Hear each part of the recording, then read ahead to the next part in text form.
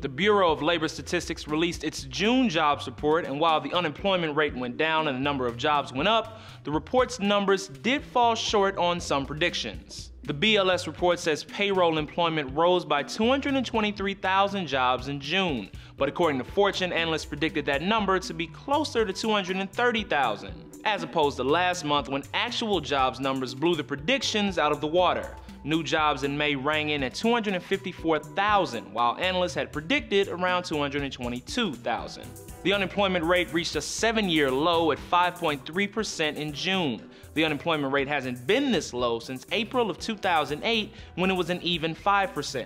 Despite the jump in jobs and lower unemployment rate, analysts seem to be worried about a different stat from the June report. Average hourly earnings, that's the number that the Fed and investors are paying attention to. Month over month, no change in those average hourly earnings, no growth. Average hourly earnings remained stagnant in June at $24.95, which amounts to a 2% increase compared to this time last year.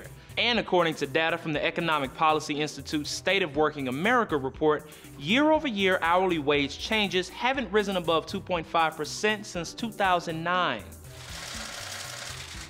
The slow uptick in wages makes it hard for Federal Reserve Chairwoman Janet Yellen to raise interest rates across the country. Interest rates have been historically low since 2008, and while we know Yellen plans on raising the rates, no one seems to know when.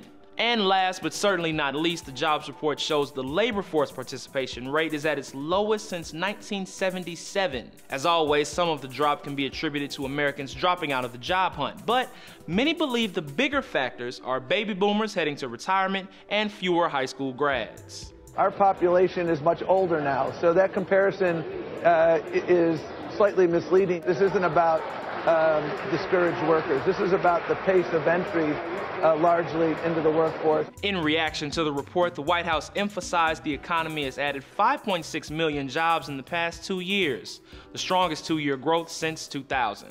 For Newsy, I'm Jamal Andrus.